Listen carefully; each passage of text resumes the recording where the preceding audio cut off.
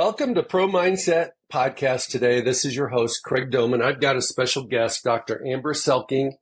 Amber is a jack of all trades. She's a former athlete. She's a performance coach. She's an author, speaker, been a TEDx talker. She's a mindset expert. And I think the best thing about you that I've known in the 2 minutes that we had before we started the podcast was, you just have this spirit of like, I just want to help people. So Welcome to Pro Mindset today. Thanks so much, Craig. I'm excited to be with you and just grateful for all the work that you do in terms of connecting people and ideas and helping people be their best. So it'll be a fun conversation with us today. Okay. So you're a Golden Domer. You have Think Like a Champion behind you. You were a soccer girl and you maintained that affiliation with the football coach. Coach Kelly, who's down in LSU. Walk us through your story of how you discovered that mindset was going to be your mission. Good question. I was blessed to be raised in a family that I think believed in the power of positive thinking and hard work and discipline and consistency. And so that got integrated into my life at a very, very young age through various mechanisms. My family had McDonald's franchises, so I saw the type of hard work and sacrifice that it takes to own your own business, and the collaboration that it took between my mom and dad to grow that organization. I grew up raising lambs and pigs out in the country. And so, working animals out and feeding them before and after school every day is just a labor of consistency.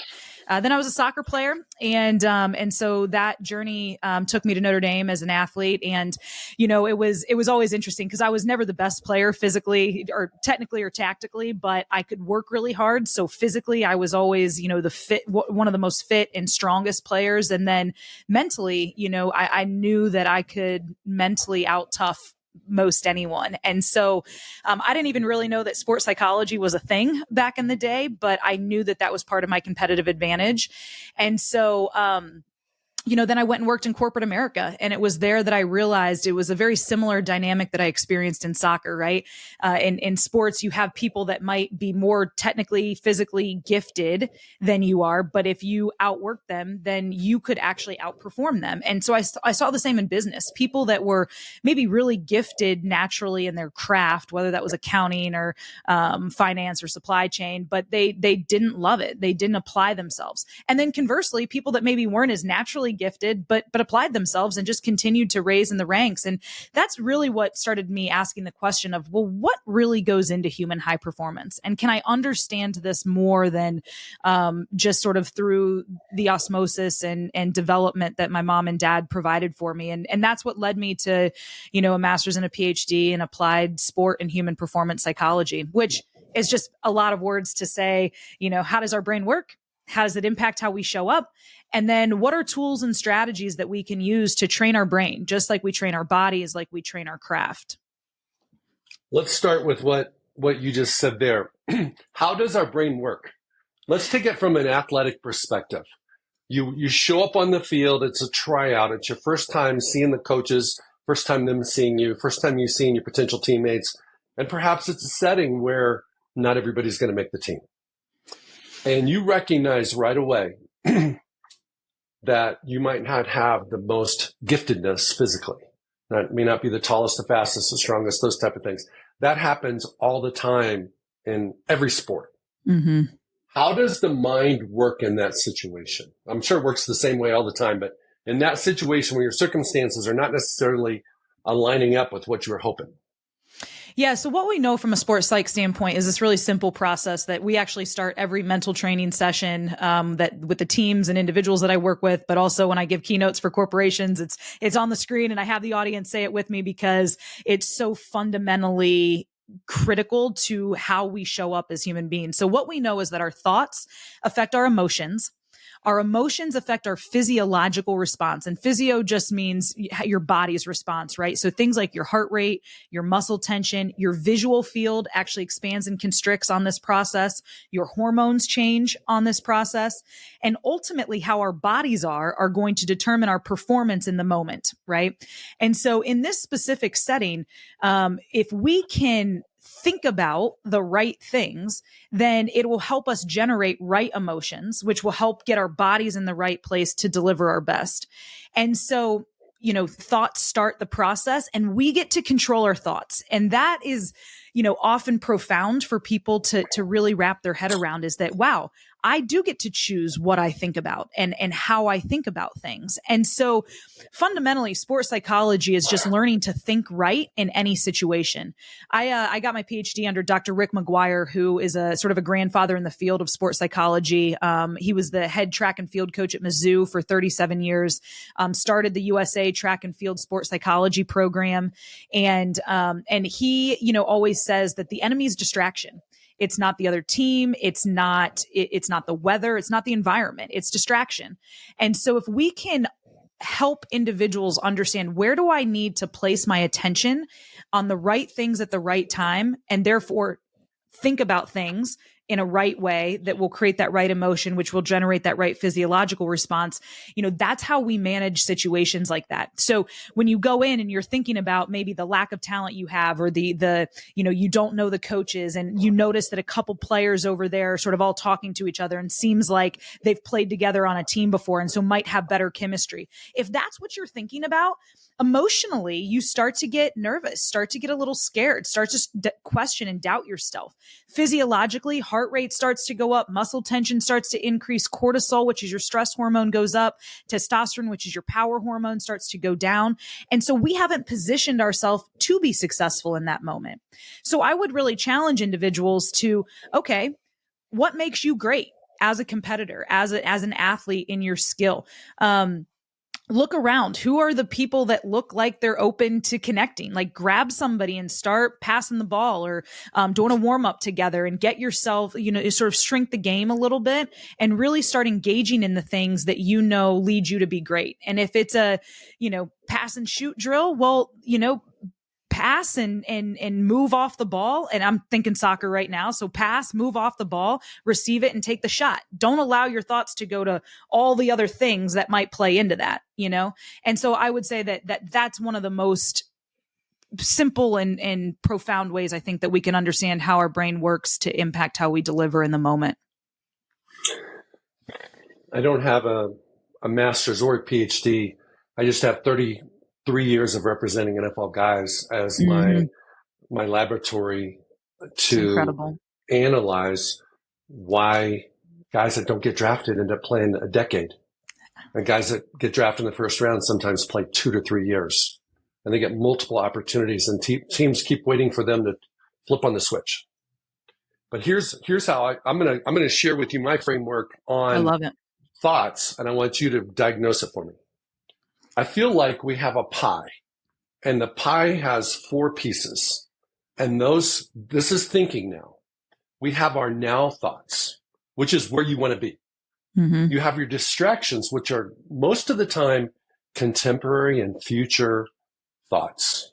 What you're going to do to celebrate after you win the game, or after you make the team, or what you're going to do with your partner tonight, or what movie you're going to watch, and all those kind of distractions. But the 2 deadly ones are invisible. And I feel like they lie in your subconscious. And it's your past failures, disappointments, mistakes, self-sabotage, all the things that we do to each other, or to ourselves.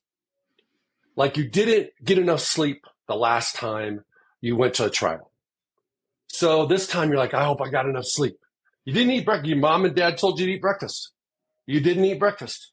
And then you ran out of gas, and you're like, I don't want. So that doesn't happen again until you feel hunger pains. In the middle of the workout, you're like, I didn't eat enough. I didn't sleep enough. I'm tired. And the other one is harmful or hurtful comments that you've attached to, that you've allowed to live rent-free in your mind, that you don't even know that are living there. They're squatters. You don't know they're living there until they are.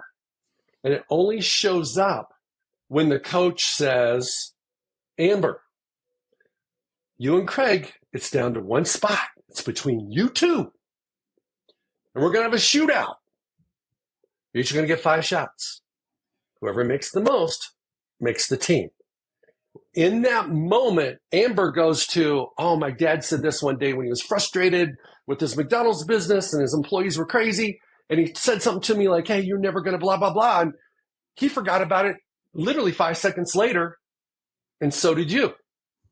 Until that moment. Or my dad, it's usually dads, did it too, to me. So my question to you is, when you talk about distractions to me can be a lot of different things. Mm-hmm. But the things that hurt NFL players the most, the final 2 weeks before cuts, are those invisible ones. They are smart enough not to deal with girls and money and friends. No, I'm going to be focused, but it's the thing their 7th grade coach told them. Yeah, it's so good. And so, thoughts are really important because they start that process, like I just mentioned.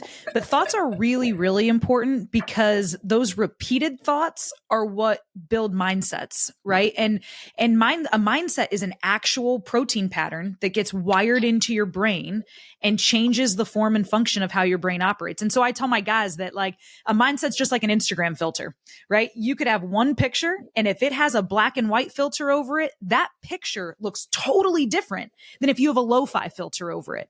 And so to your point, when those moments, let's say a pressure moment, have you built mindsets or have you had repeated thoughts that, man, pressure's where I get great.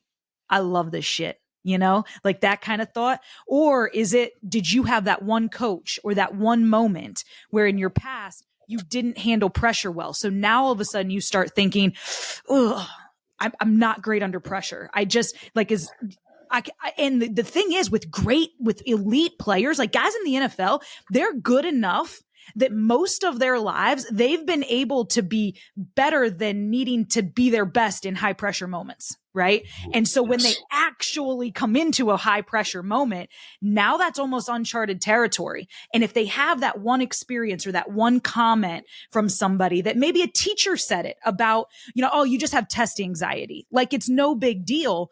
But now all of a sudden that could come back like, well, this is test anxiety and I have that, and it's that sort of, what you just mentioned, the intangible mindset that gets in there that can alter how people operate. And so it's funny, like when I prep guys for pro day, we'll be doing all this mindset stuff, and it's about building like solid, aggressive, confident, poised, present mindsets. And to your point, about 2 weeks out, I asked them the question, okay, what could go wrong? And they look at you like, excuse me? We've just been working on how awesome I'm going to be. And I'm like, absolutely correct. But the reality of it is something's going to come at you that you haven't thought about that is going to trigger something subconsciously, to your point, and we have to be ready for it. And so we really need to think about and go back and think about moments where you've tripped up or where you've undermined and self-sabotaged, to your point. And let's dissect that a little bit. And can we understand, well, who made that comment to you? Oh, to your point, your junior high football coach that you haven't talked to in 10 years. We can't let him control you, And he learned, I just want to interject. He learned how to coach football from the internet. He didn't even play football. Somebody had to coach football. So I picked him, and he never played it himself. And you're allowing that person to influence your pro day? Continue. 100%. Period. I love it. Well, here's the thing that I have learned is if you can be your best in your biggest moments, you can be your best all the time. Mm-hmm. But not everybody. So what I see in the NFL is that there are these like critical, career-defining moments. Pro day is a career-defining moment. It's a series of moments, but it's that moment. Combine, your first mini camp, how you show up at your first preseason game. How do you show up right before final cuts? especially when they throw you in when you weren't thinking you were going to play, or when before you thought you were going to play, or play more than you thought you were going to play.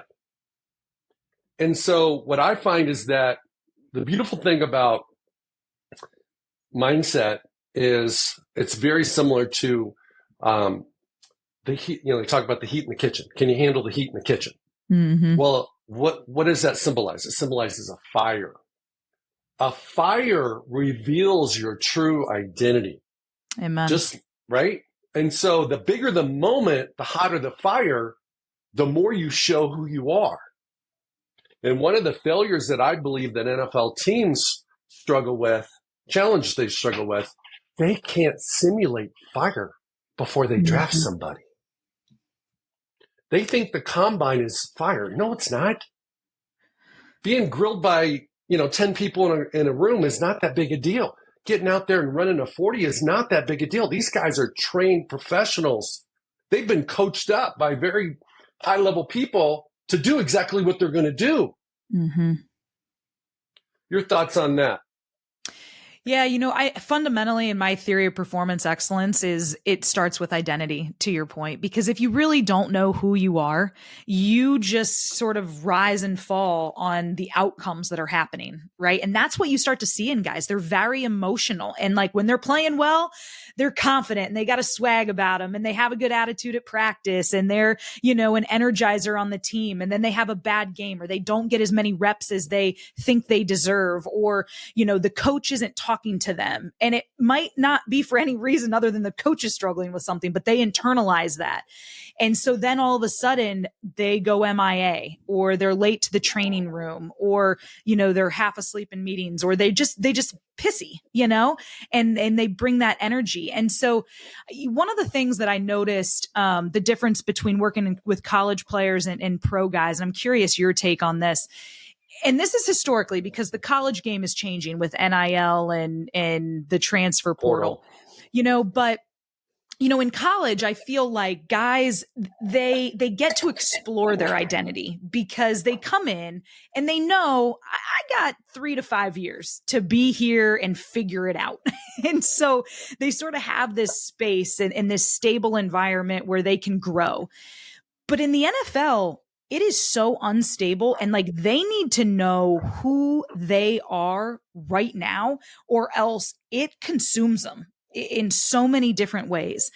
And I just couldn't agree more that identity piece is so important, both for the player and for the organization, to understand really who are you getting and how does this person handle stress and handle failure and handle success. And so, I know that there's a lot of assessments out there that can be used and done. And I think those are really good and helpful. And I think as many as you can do, there's sort of like a puzzle that you start to put together to understand what you're getting in a person. And then as the person, how am I going to respond to that? Because if then you have a choice, right? Like if you're aware of, hey, in these moments, I tend to act like X. Well, then when those moments come up, you can start to be aware of, hey, I got to make a choice right now. Am I going to shut down and retreat, or am I going to attack?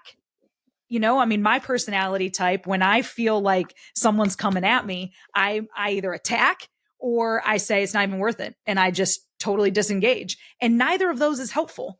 So if I can come to the middle and be balanced and be thoughtful and maintain my aggression, but not attack, I think it's a healthier space. And that's really, I think, a powerful tool for individuals when, to your point, they find themselves in the heat. Amber, you said a lot there. I'm gonna take a second here and respond to a couple of those concepts. One is the whole idea, and keep in mind that college football is becoming more like pro football every single day. But there's a distinctive difference. And the difference is in college, you can redshirt.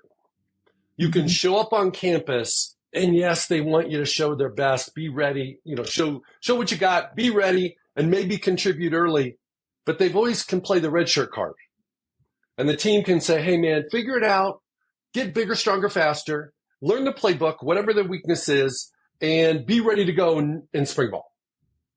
So there's this cushion that you have between being in the locker room and being on the streets, going home. Where in the pros, every player, except for the guys that are signing these mega contracts with multiple year guarantees, every player, regardless of what the contract says, they are effectively signing a one-day contract. I have a son that plays for the Tennessee Titans. He's already on his second team. He's going into his third season.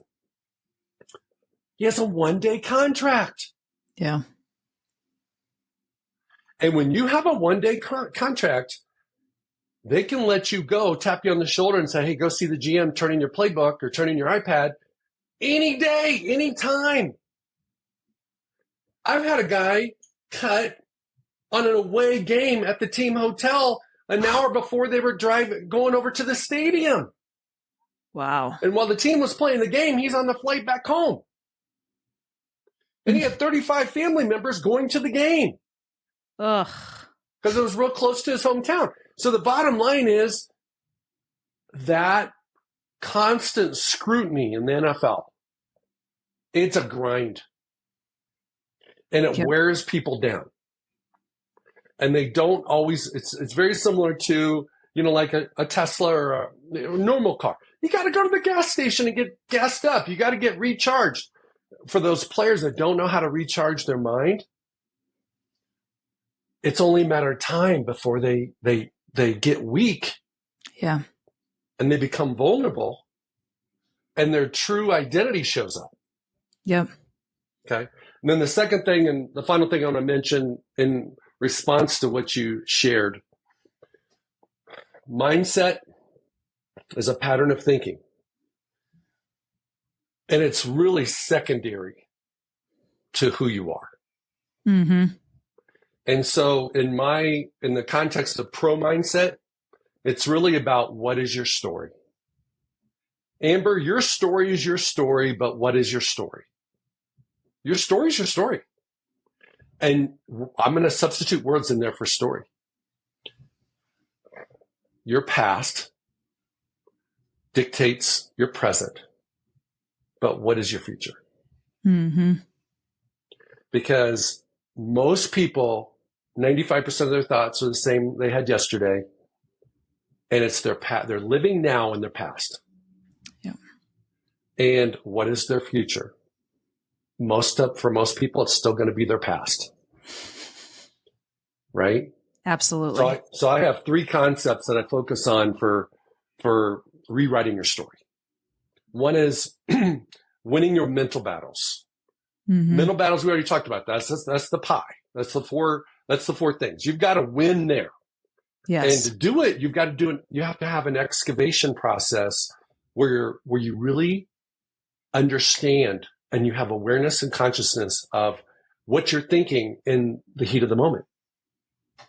Most people don't. They just come off the field and they go, my bad. I love that. Yes, it was. Why? And how do we fix it? Yeah. Like, why did it happen?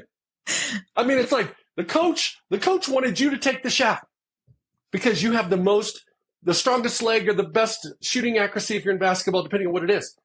And you screwed up. But it wasn't because of a lack of ability or talent.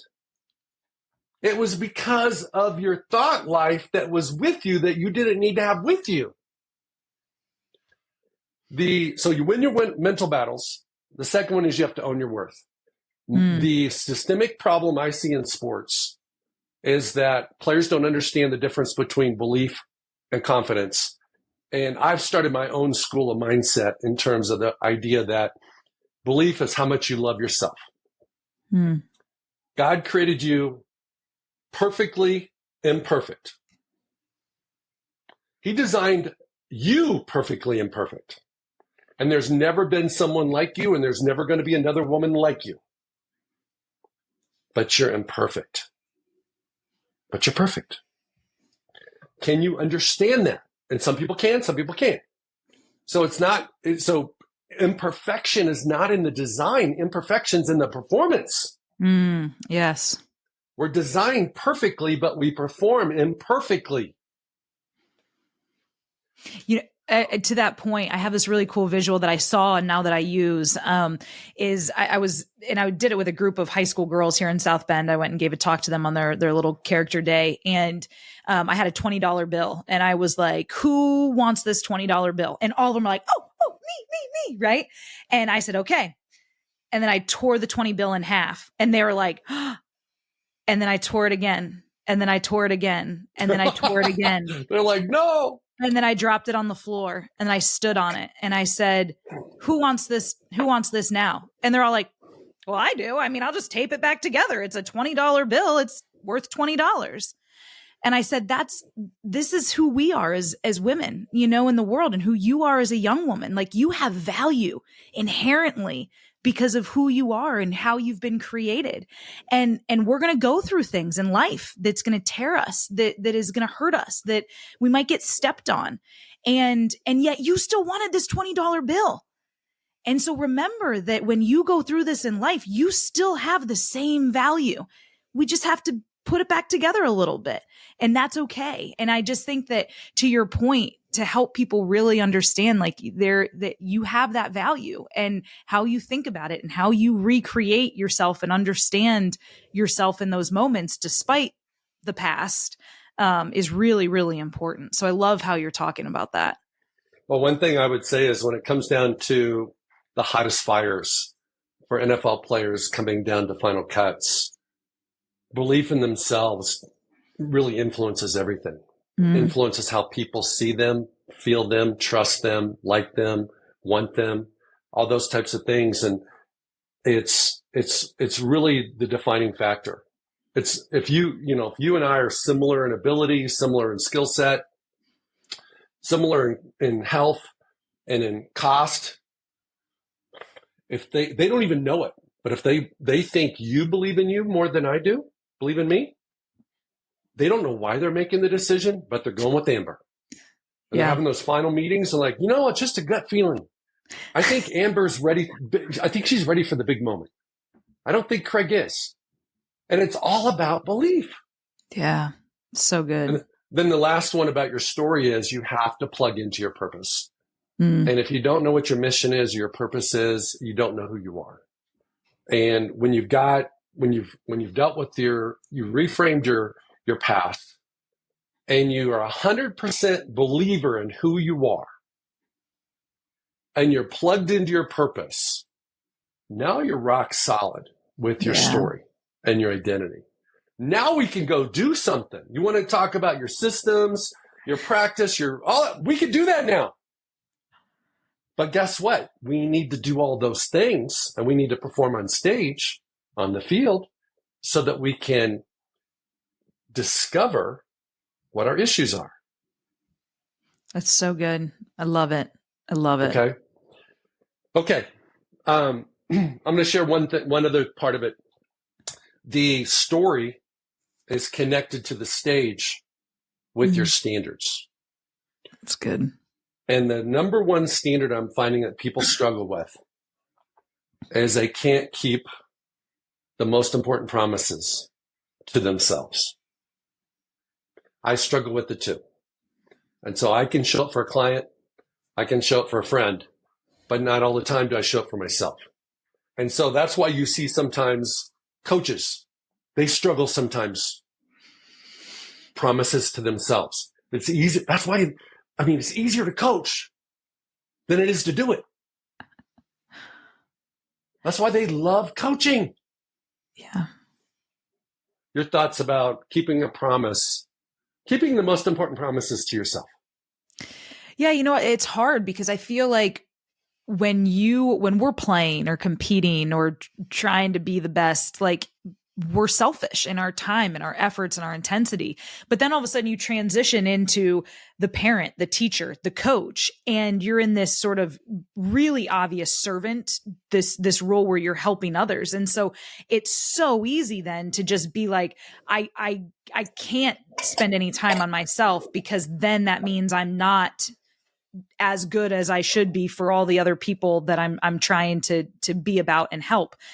And I just think that that has to be a mindset, that we shift and the same is kind of true with athletes, like with recovery. I try to get them to understand recovery is not something you do when you're hurt or when you're tired or when you're sore. Like champions understand that recovery is part of the performance process, like as a coach, exercising, sleeping, eating right. This is part of being a great coach. That doesn't make you selfish. That doesn't make you mean you're spending less time for everybody else. And as if you deplete yourself, you don't have anything to pour out to everyone else. And so I think coaches and I think really struggle with that of they've got a training room right down the hallway, and so few of them ever go see the chiropractor, or get in the cold tub, or all the things that could be really helpful to their high performance. Because when they're on the field, like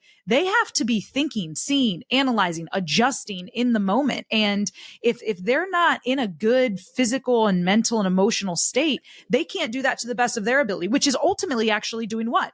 Undermining the people that they say they're sacrificing for. And so I think that's a mindset shift that we really need to have in our leadership world, in general. Talk about your experience with coaches, especially in the football world, where they demand 16-hour days from so many of the people that work for them, and how that is not healthy for anybody. Yeah, I remember one of the first staffs I worked with way back in the day when I was still in grad school, and they it was a small D1 school in the Northeast, and I remember they had like some young coaches and then some guys that had coached for 40 years, and so the young coaches were like, "Man, we have this thing where it's like a badge of honor who's the last one that leaves the office." But I like walk by some of these old coaches' offices and they're just sitting there watching ESPN. Like, what are we doing? Like, this isn't effective for anybody. And so, I just think even in the pros, it's like we have more technology and more resources to analyze game film than we ever have. And yet we spend more time doing those things than we ever have.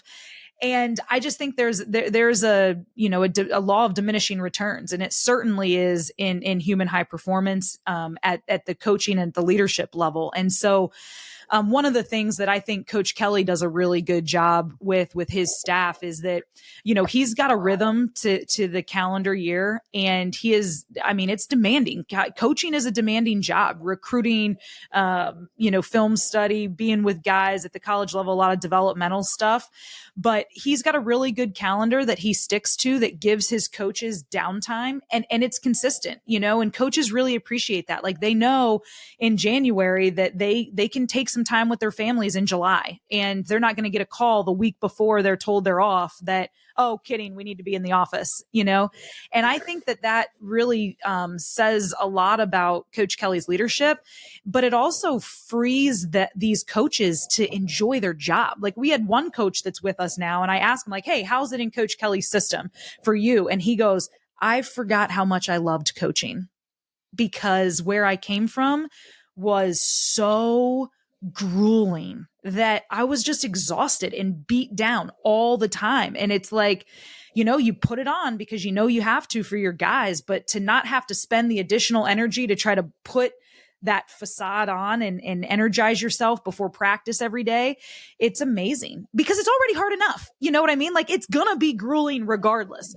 Why do we have to make it harder? So I would just really encourage leaders to understand how humans actually perform their best and figure out a good rhythm and a system that works for you that then you can cultivate for the rest of your staff, because it's important. I don't think a lot of coaches realize how much self-care can lead to better performance, and mind, body, and spirit care, where you feel you've got your glasses full and you cannot give what you don't have. Mm-hmm.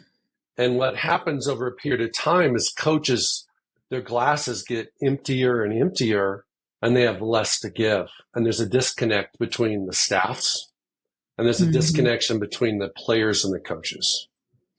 And I think the one thing that seeing representing coaches and representing players, the thing that I see that I don't think either side sees is the erosion of respect that takes place when the coaches are saying to do something and they're not doing it. So they're living a hypocritical life, and they're asking these players, they're demanding more than they need to demand. Mm-hmm. And they're getting, especially the assistants, are being demanded more than they have. And so there's just, everybody's walking around with, almost like a shadow of themselves. Yeah. By the time November hits, it's really a shit show. 100%. And it is such an interesting balance. We have a phrase that we use all the time because we talk a lot about positive coaching and the environment that we're going to be in. And positive coaching is not soft. It's not fluffy. It's not holding people accountable. But positive coaching is about being demanding without being demeaning. And there's a difference. And just like the hours add up, so does the language and the communication style that can often happen among staffs, and avoidance of conflict and, gossip that can happen, and just general complaining that starts to creep in when people get tired. And it happens with the guys. It happens in the locker room, and coaches understand that. But we also need to recognize that it happens in the coach's suite too. And all of those things undermine the goal, which is to win. And so if the goal is to win, then we need to look at the whole system and organizationally, how are we communicating? What are our systems of accountability? What's the vision? What's the mission? What's the process? Why are we doing what we do? And if we don't stay connected to those things, there's a really interesting model called the dream resonance model. And basically it's this cycle that people go through where it's like when you have a dream, right? And that dream and that passion drives the work. And when you work, you get the outcome, right? And then you remind yourself of the dream because it takes more work, and it becomes this cycle. But a lot of times people start to just get in the work outcome loop, and they never step back to remind themselves, why are you coaching? Why do you do what you do? Why do you love this? Why do you love the game? Because you just get in the groove of wake up every day, go to the training room, go to meetings, go to practice, go to the training room, go to meetings, eat, go to more meetings, go to bed, wake up and do it again. And so, being able to revisit that dream and connect to that purpose, to your point of why we do what we do and our intentions here, is a really powerful refueling mechanism for leaders and coaches and for athletes, I love that. I see it all the time. Coaches are devoid of passion. They're devoid of purpose. They have diminished. They have diminished impact when they're in that state of mind. Yeah. And so really what it should be is about your purpose and your impact, right? Share with us, I listened to your TEDx talk last night. Kind of share with us your framework, your philosophy about a championship mindset. Yeah, similar to what we just talked about in terms of how repeated thoughts build mindsets. And, the brain is not a muscle in the scientific sense, but it functions like a muscle in the extent that the parts of it that we use grow and get stronger, and the parts of it that we don't get weaker. And so building championship mindsets is really looking at every situation or scenario that you might find yourself in and thinking about how you're thinking about it, and making sure that you're repeating thoughts about who you are and what you're doing and why you're doing it, and specific moments like we talked about pressure before, or failure, or success. How are you thinking about those moments, and are those thought patterns aligned with how champions view them, or are they not? Some research in brain science is actually showing us that 75 to 98% of all mental and physical health issues are caused due to our thought life. So 75 to 98% of mental and physical health issues are caused due to our thought life, because again, that rewiring of the brain sends electrical signals through your body. And if those are anxious, pessimistic, fearful, stressed thoughts, that's sending all of that through your body. And then conversely, like if we look at the flip side of that, then that means that 2 to 25% of those issues are caused due to our genes or the environment, right? And so we can be transformed by the renewing of our mind. And we do that by recognizing, what we're thinking about. Is it helpful? And if it's not, rewiring your brain by changing those thought patterns into more helpful, productive, positive thoughts. And that's really the essence, I think, of building championship mindsets, recognizing the unproductive, unhealthy mindsets you've built up over time, like we talked earlier, from wherever they might have come, and then starting to rewire your brain. Because again, the brain is like a muscle. When we stop lifting weights, our muscles get smaller. When we stop repping those negative, unproductive ways of thinking and start repping new ones, then that's when we start to dissipate or break down the unhelpful mindsets and build those championship mindsets. I 1000% agree with everything you said, but here's my challenge. I'm sitting there listening to this, watching today on this podcast, and I'm going, how do I do this? Where do I start? Let's say, for example, I'm a high school athlete or I'm an entrepreneur that's building a business, and I know I'm struggling. I know my mental game isn't as strong as some other parts of my game. Where do I start? What's the first thing I do to rewire my brain? It's a good question. Well, and everybody wants it to be easy, right? Like, just like we all wish we could walk into the gym on January 1st, work out, and then be like, all right, let's go. I'm ready for the year. Absolutely. We laugh because we know, that doesn't work. And the same is true with our brain. And so if you really want to change, like, you got to put a plan in place and train your brain like you train your body.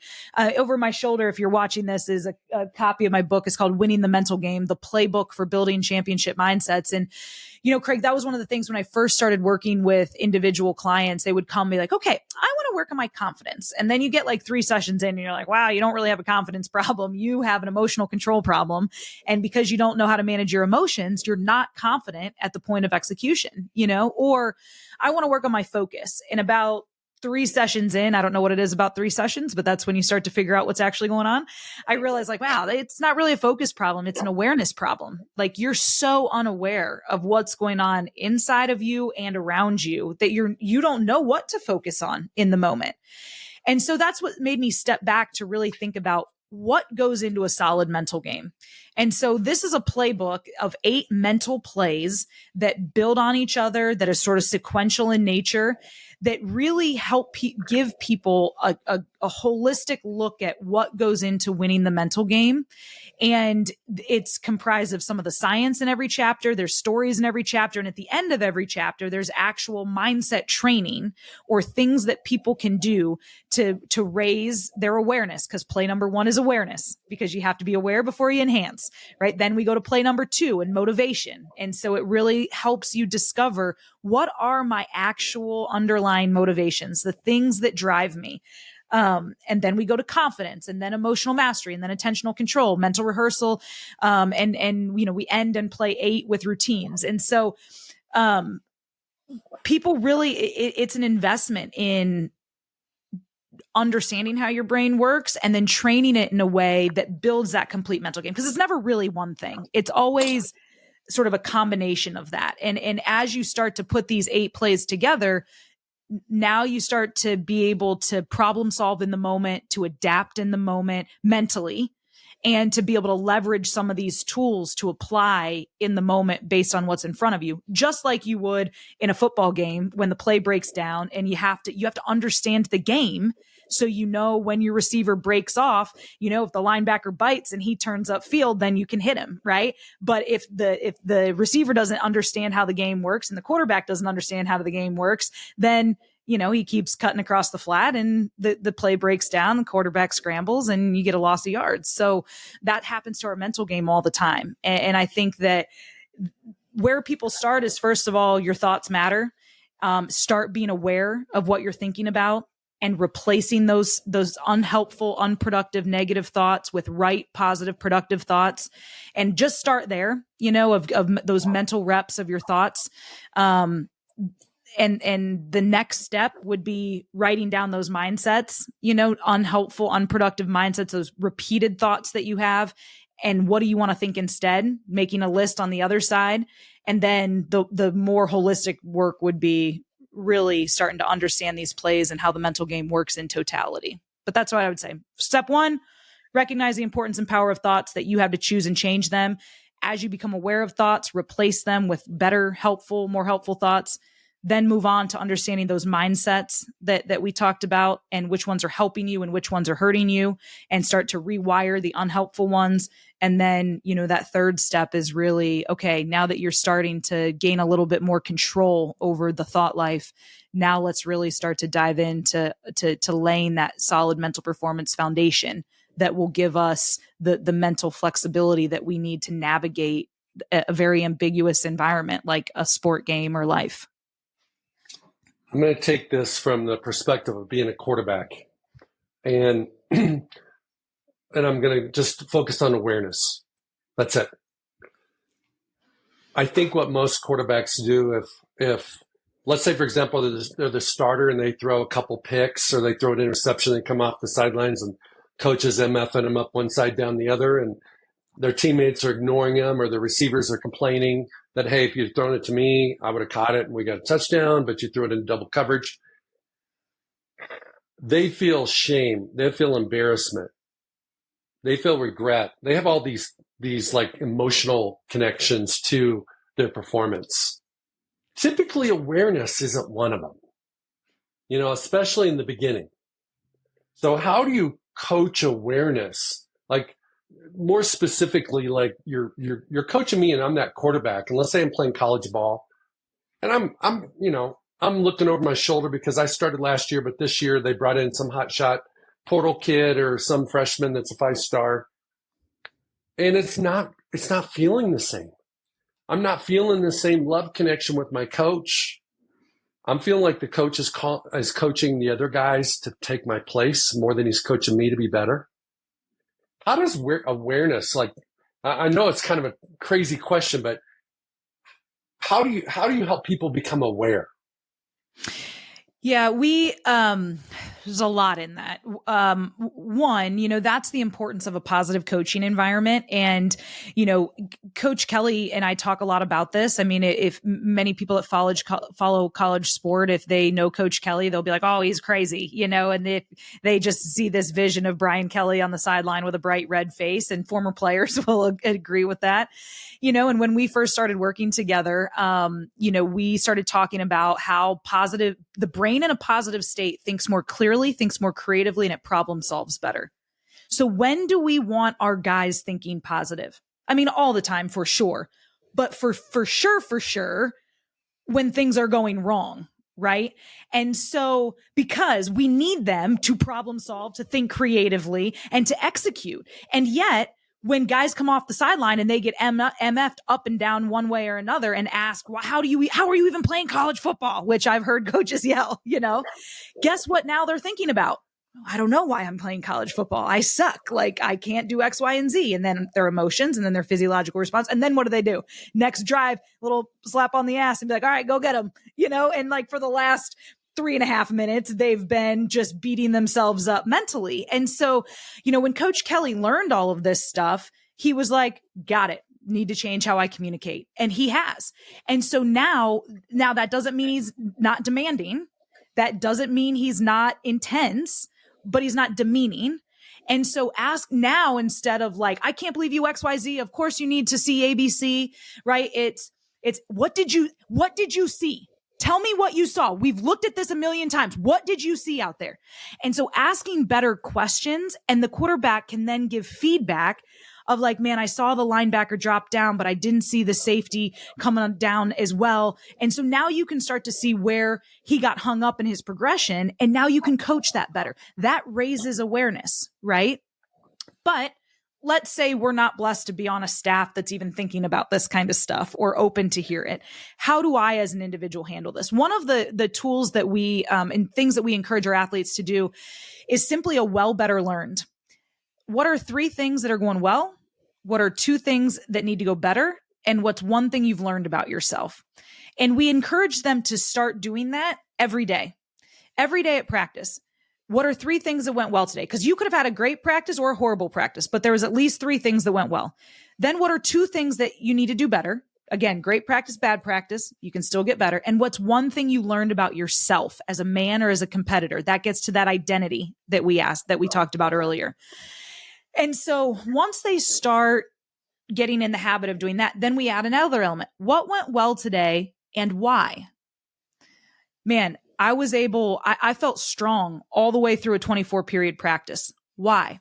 Man, I got good sleep. I was hydrated. I ate twice today before practice instead of skipping a meal, right?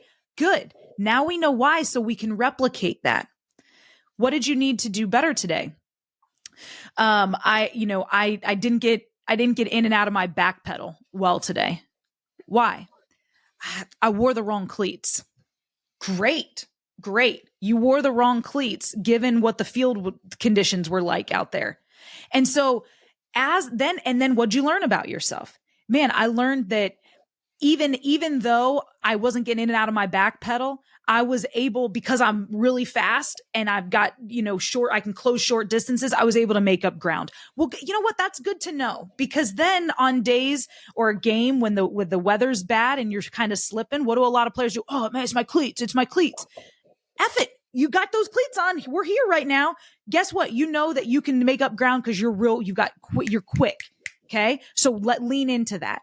So, but we got to get guys doing that over and over and over so that in those moments they get better. That raises their awareness of understanding why things are going well for them, why things are not going well for them, and helps them attribute that success and failure to right things versus just, I'm really good or I suck, which is, I think people don't say that, but that's what we're thinking as an athlete. Oh, I won today because I'm good. I'm better than you.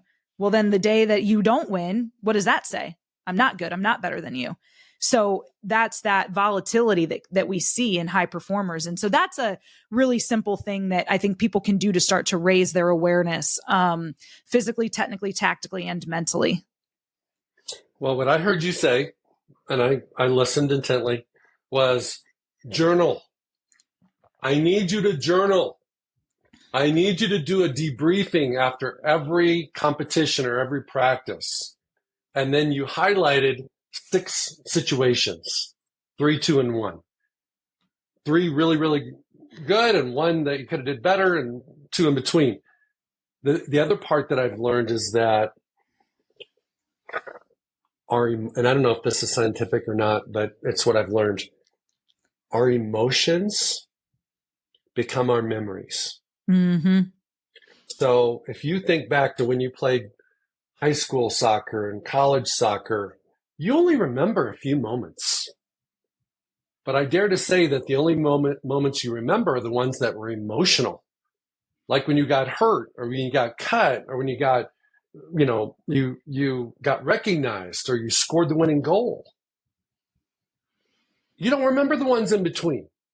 So when players practice, they only remember the ones where somebody said something to them like, "Hey, great play." Yeah. Or the coach is cussing them out or pulling them out of the game or out of the scrimmage or whatever it might be. And then the other part of it is, it's because what we're saying is all the same, but different words. Yep. But it's the what and the why, but it's the what and the emotion, and then what impact did that have on you? Mm-hmm. So what I see with guys, it's like an avalanche. Once the negative mojo goes, it just keeps coming. How do you stop the avalanche of negativity? Well, one of the ways you do it. How do you do it? No, this go. Is your podcast. I'm excited. Go. Okay. So basically, it's not who you are. Yeah. You have to bifurcate who you are from what you do. And if you believe in yourself, just like a golfer, let's stick to football. Let's say you're a quarterback. You have a lot of confidence about your game day operations. You have maybe not as much confidence about your connection with your coach. Maybe you feel like you can throw the comeback better than anybody on the planet, but the skinny post is something that you struggle with. And that's okay. You got different levels of confidence about different things that you do.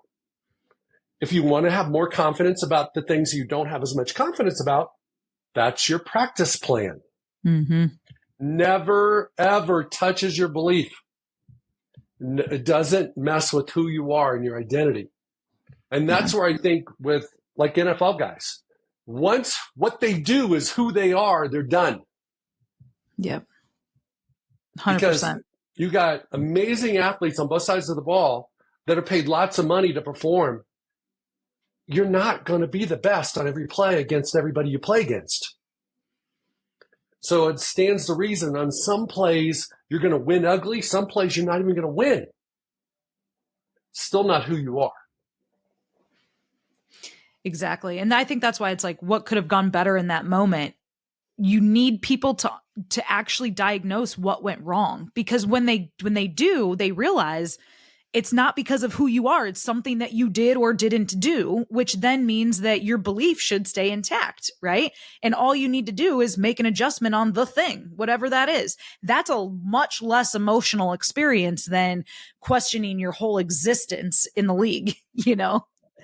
Yes. And that little voice, I call it the pocket voice, is saying things like, maybe you don't belong. Maybe you're not as good as you thought you were. Maybe that coach was right when he said this. Maybe your teammate that said, hey, man, I had a head coach tell one of my clients, an NFL head coach in an exit meeting at the end of the season, tell my client, you don't look like an NFL player. You don't have a body type consistent with an NFL player, and your skill set's not up to par. Maybe you should look at another career. And 3 days later, that coach was fired. And my client went on to play 9 more years and win a couple Super Bowls and be a 5-time defensive captain. So the bottom line is he didn't receive what the coach was given. Yep. So sometimes when the coaches, so one of the things that I tell players is respect and love your coaches all you want. But as soon as they turn on you and they're saying things that are not for you, you don't receive them.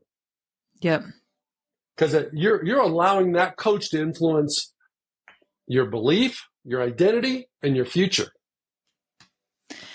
Yeah. And that's, the brain, the conscious mind has a limited attentional capacity, right? It's kind of like a 12-ounce glass of water. It can only hold so much. And so if we fix our mind on things that are excellent and noble and praiseworthy and right and true and honorable, then like we have the sense of peace, the sense of control about how we operate. And then when the negative, anxious things that aren't aligned, with truth about ourselves or about the moment try to get in, it's easier for it to roll out because that your mental cup is so full, already of the right stuff, of right ways of thinking, of truth about, again, who you are and what you're trying to do and how the league actually works. Like, guess what? You don't have to have a particular kind of body with a particular kind of skill set to be successful in the league. We've got a lot of examples of that.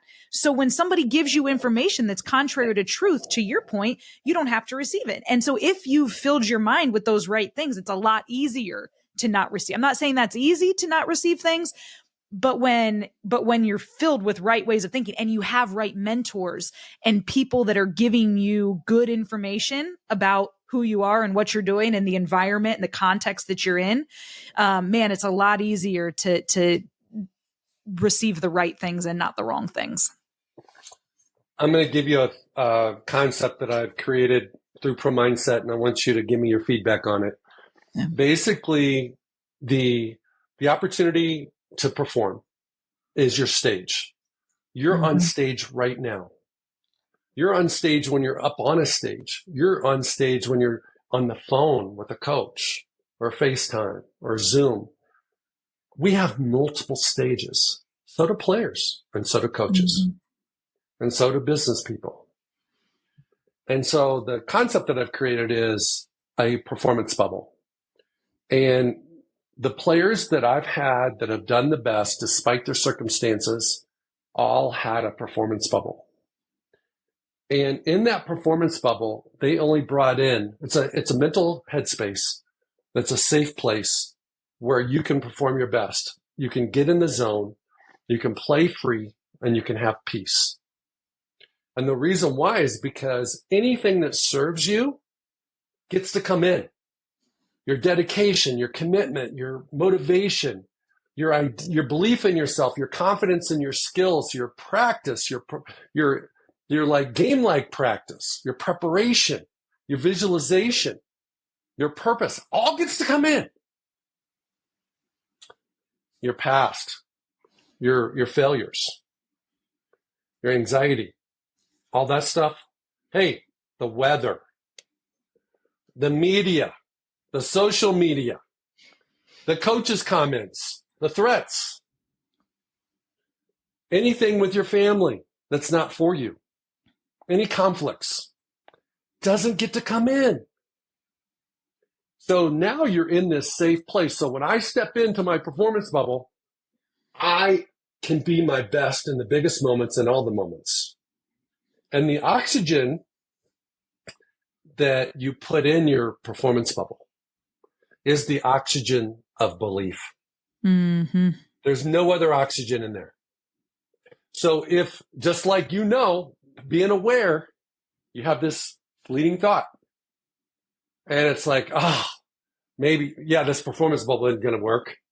Or, hey, your coach said this, and he's probably going to yank you the first time you throw a bad pass. The first time you throw an incompletion, he's chomping at the bit to put the backup in. Those kind of thoughts. You have to have a release valve. So when that comes in, you go, hey, that's cool, but that's not going to serve me, so I'm going to let you go. It's catch and release. Yeah. That way you can control your performance environment. So when the fire gets really hot, it doesn't matter. Thoughts on that? I love it. I mean, I think that what I love about it too is it's such a clear visual, and the brain sees in pictures. That's why people, the brain doesn't have a picture for the word don't. And so, I really challenge coaches when we're teaching and coaching. It's like, okay, just don't step there. Well, okay, what does the brain see? Or don't throw an interception. The brain sees stepping in that spot or throwing the interception. So it's like, we really want to speak in the affirmative, because again, the brain sees in pictures. It's like my golfers. It's like, all right, just don't hit it in the water, and like what happens? Bloop, bloop, right into the water. And so what do we want to happen? Drop it in the fairway. So we see that thing. Like when you're talking about this performance bubble and like oxygen and belief, like I just see a very clear bubble with like a light blue lining, and that it's free in there, and the O2 is strong, and there's almost a levity about it because it's so pure. And what a powerful thing for an athlete to be able to see and to put themselves in as they're learning to manage this thought life and these inputs that are coming into how they operate. So I think it's fabulous. Well, I've got a client that's doing his pro day in a couple days. And it's like he's built a performance bubble for his pro day. And that's what you've got to do. Now, is it going to work perfectly? Probably not. But he's going to perform so much better because of the exercise of putting himself in that place where he understands that I'm in control. So many athletes feel victim of their circumstances, the environment, their coaches, everything. They don't feel like they're in control. And the performance bubble gives you control. And control gives us confidence, and that's what we need in these moments where we've got to deliver, because it matters. It does. It matters. And for them, for their futures, for their families. And so I love that. That's powerful. Amber, what is one thing I didn't ask you that you were hoping I would, that you would like to share about thinking like a champion, winning just your whole purpose in this championship mindset space? I mean, I just think that whoever's listening, I mean, this applies to everyone, right? And the last several years have been so interesting, since COVID, and in 2020, right? It was an election year, and COVID was happening, and we had a lot of social injustice conversations in our world. And I just saw like there was so much division. It's like you're Republican or you're Democrat, you're Black, you're white, you're mask, you're no mask. And it's like so much division in our world. And I just don't believe that that's how humans have been created to live. And so whoever you are and whatever you're doing with your life, like I want you to hear this stuff and know that it's for you, because the beautiful thing about the human brain is it doesn't care what political affiliation, religion, color, socioeconomic status you are. It only matters that you're human. And if we can start to take hold of and integrate the power of our mind into who we are and how we show up every day, it can start to change how we view ourselves, how we view our role in the world. And, I think our world just needs more bridge builders and peace givers and light bearers. I think it starts with people leading themselves well by leading their thought life. And so I just want to encourage anybody that might be listening right now that this isn't for athletes and coaches and, business leaders. This is for husbands and wives and moms and dads and community members and people that might just be trying to figure out how to take the next step in their lives. And it's for really elite performers that are already awesome at what you do. How do you take the next step in that? And so I would just encourage you again to wherever you're at in your journey and whatever you're doing, how do you tap in a new way and an enlightened, like a more powerful way into this mental game that, you work on with Pro Mindset that we talk about here at Selking Performance Group. And, there's so many resources out there to help people do that. We have a podcast as well called Building Championship Mindsets that can be a resource. And the book I mentioned and then again, all the work that you do, Craig, is so important to help people think right and show up to deliver their best when it matters, because it does. It matters. And I guess the last thing I'll note is that I think our world today, we're having a lot of conversations around mental health. And unfortunately, I think a lot of times when we talk about that, we're talking about mental illness, not actually mental health, and treating a lot of symptoms on things. And so I believe that the work that you do and the things that we help teach people on can help get upstream from some of these mental illnesses that we're seeing in our world, and really, again, teach people how to think right and how to take personal responsibility and accountability for who they are and how they show up to the world. And then one more layer up would be the leadership and coaching environments that leaders are creating for people. So those would be the things that I'd love to leave our listeners with. Amber, thank you so much. Where can they find you? Yeah, we're on Twitter or X and Instagram and TikTok on @ChampMindsets. And then you can send me an email directly if you're interested in keynote speaking for an organization or performance coaching, Dr. Selking at selkingperformance.com. And then all of that can be found on our website too at selkingperformance.com. Thank you so much. You go out and have a great day. Thank you so much, Craig. I appreciate it. Thanks for having me on. Again, thanks for all the work that you do. Thank you. It's Craig Domann, the host of Pro Mindset Podcast. I want to thank you for listening or watching today's show. And you can catch us every week on the normal social media platforms like YouTube, Facebook, Instagram, and all the listening podcast platforms. I hope you enjoyed today's show. And more importantly, I hope you gained a Pro Mindset insight. Please be sure to rate and review Pro Mindset Podcast. And I look forward to catching up with you on our next show.